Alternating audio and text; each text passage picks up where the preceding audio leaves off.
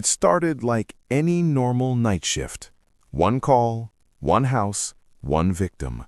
But what Detective Marcus Hale discovered inside changed everything. Because this wasn't just a crime scene, it was a setup. Welcome back. New video, The Night Shift Confession. It was 3:08 a.m. in a quiet suburb just outside Chicago, the kind of place where porch lights stayed on all night and nothing ever really changed, where neighbors waved the same way every morning, and the biggest concern was usually a lost dog or a broken mailbox. But that night, everything was different, and Detective Marcus Hale knew it the moment the call came through. A simple dispatch at first, possible disturbance, 911 hang-up, no response. But something in the operator's voice carried a tension that didn't belong to routine calls.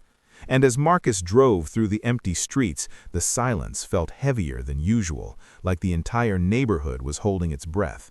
And when he arrived at the address, a modest two-story house with white siding and a single light flickering in the upstairs window, he noticed immediately that something was off. Not obvious, not loud, but wrong in a way that only experience could recognize. And as he stepped out of the car, the cold air hit him sharply, his instincts already alert as he approached the front door, which stood slightly ajar, just enough to make his hand hover near his weapon. And he pushed it open slowly, the faint creak echoing into the darkness. "Police," he called out, his voice steady but cautious. Yet no one answered, and inside the house the air felt thick, unmoving, like time had stopped the moment something went wrong. And as he stepped further in, he saw the signs, subtle at first, a chair slightly out of place, a picture frame tilted, a glass shattered near the kitchen sink. And then he heard it, a faint sound coming from upstairs, not movement exactly, more like something shifting in place. And Marcus moved carefully toward the staircase, each step deliberate, his senses sharpening as the silence pressed in around him.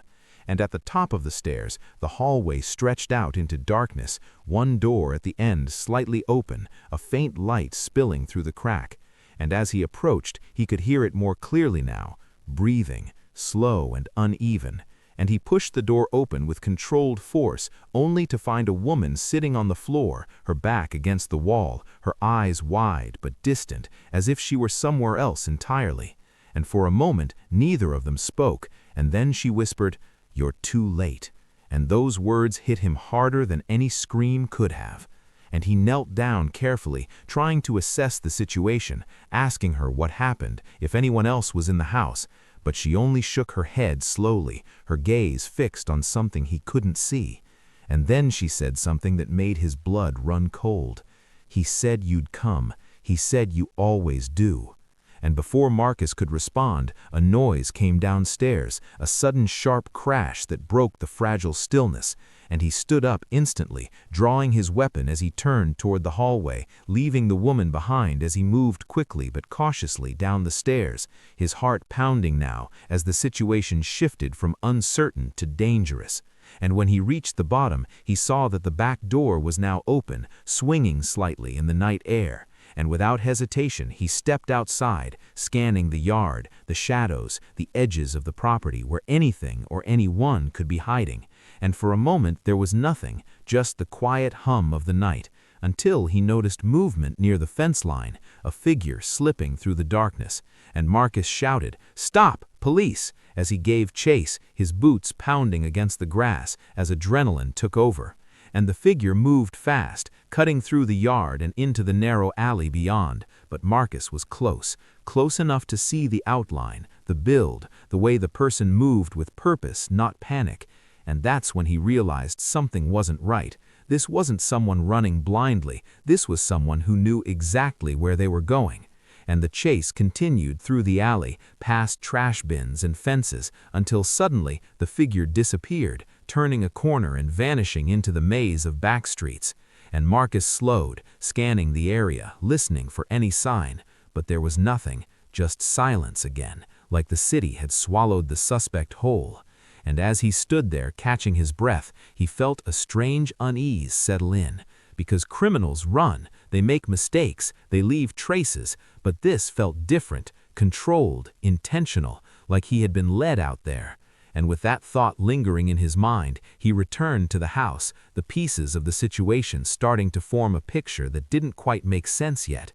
And inside, the woman was still where he left her, unmoving, her expression unchanged.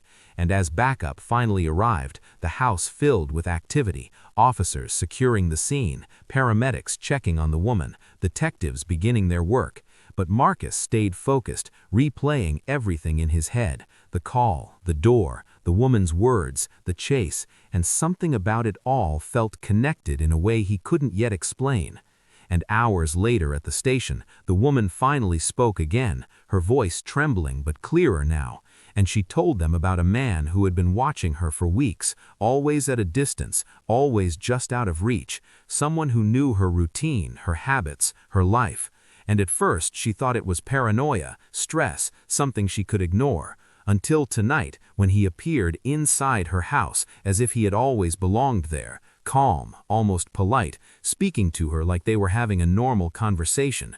And he told her things he shouldn't know, details about her past, her family, even her conversations. And when she asked how he knew all that, he simply said, "Because I've been listening." And those words sent a chill through the room as the implications became clear.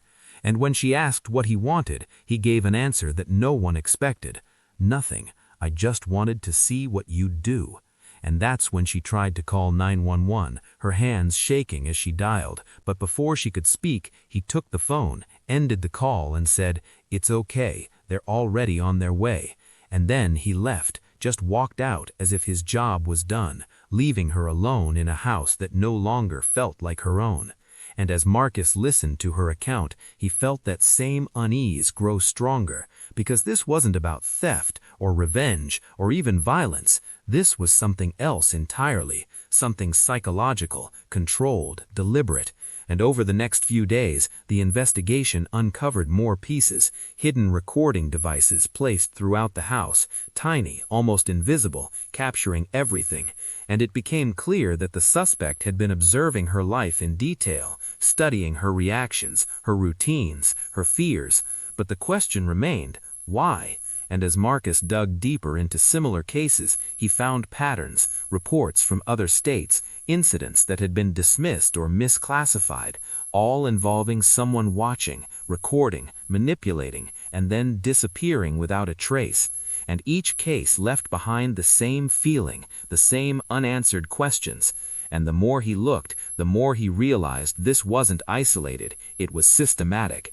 And one night, as he reviewed the evidence again, he noticed something he had missed before, a faint reflection in one of the recovered recordings, a glimpse of the suspect's face caught in a mirror for just a second. And it was enough to run through the system, enough to identify a name. But when the results came back, the file was incomplete, fragmented, as if someone had tried to erase it. And that's when he understood the truth that changed everything. This wasn't just a criminal, this was someone who knew how to stay invisible, someone who planned every step, controlled every outcome.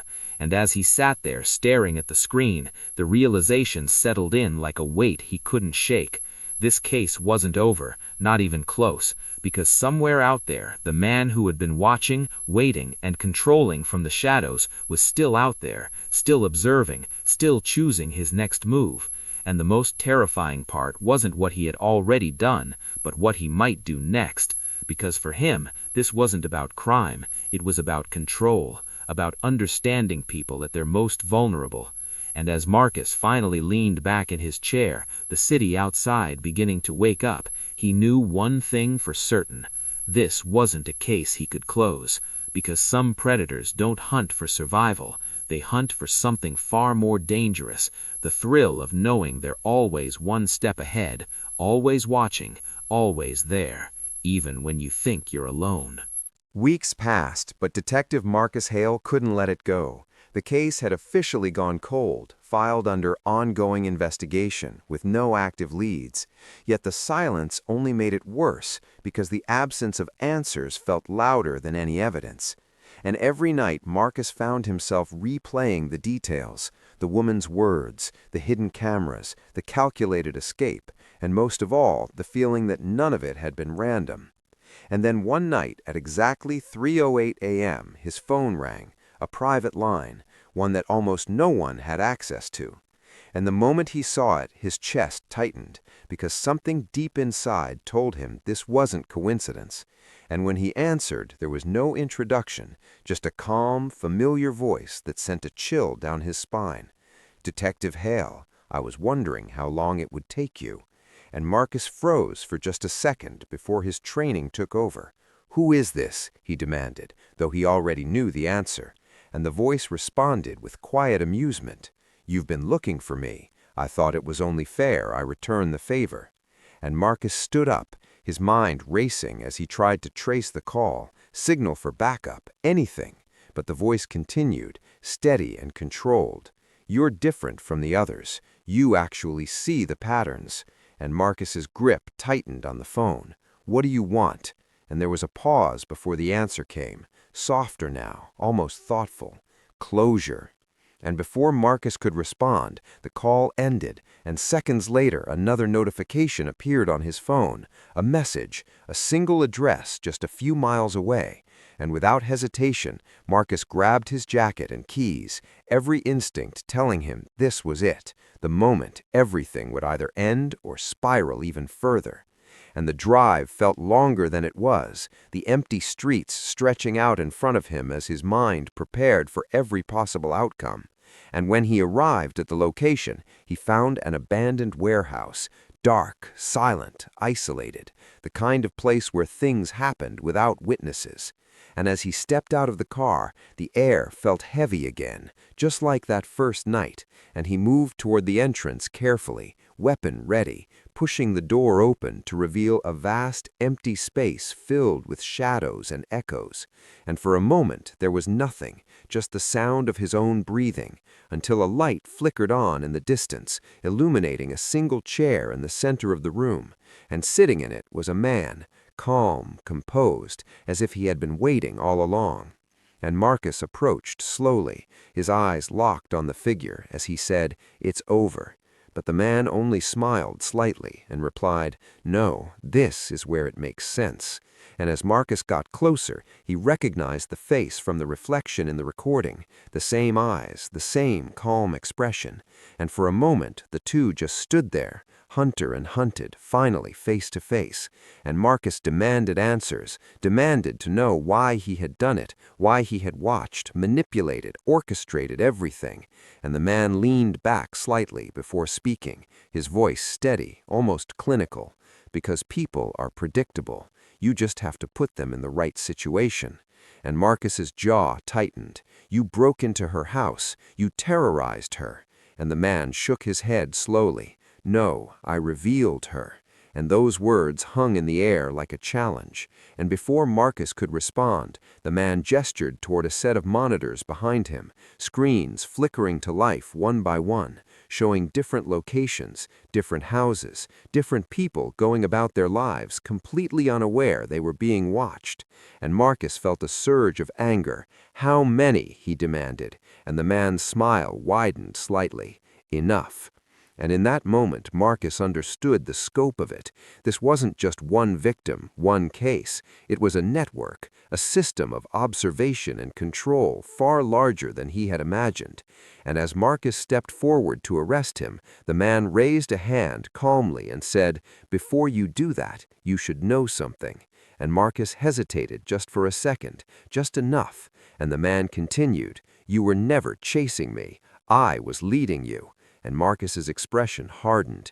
"That's over now." But the man's eyes held something deeper, something unsettling. "Is it?" he asked quietly. And then he nodded slightly toward Marcus's pocket, and for the first time doubt crept in, as Marcus slowly reached for his phone, pulling it out and seeing a live video feed already playing, and his heart dropped as he recognized the scene, his own apartment, his own living room, empty, but clearly being watched. And the man's voice came again, softer now, almost sympathetic. "You see, this was never about her, or any of them." And Marcus looked up slowly, realization dawning in his eyes, and the man finished the sentence with chilling calm. "It was about you." And in that moment, everything clicked into place. The patterns, the clues, the chase, the way the suspect had stayed just within reach, just visible enough to keep him engaged. Because Marcus hadn't just been investigating the case, he had been part of it. Every decision, every move, observed and studied. And the man stood up slowly. No fear, no urgency, just control. And as Marcus moved forward to finally put an end to it, the lights in the warehouse suddenly cut out, plunging everything into darkness.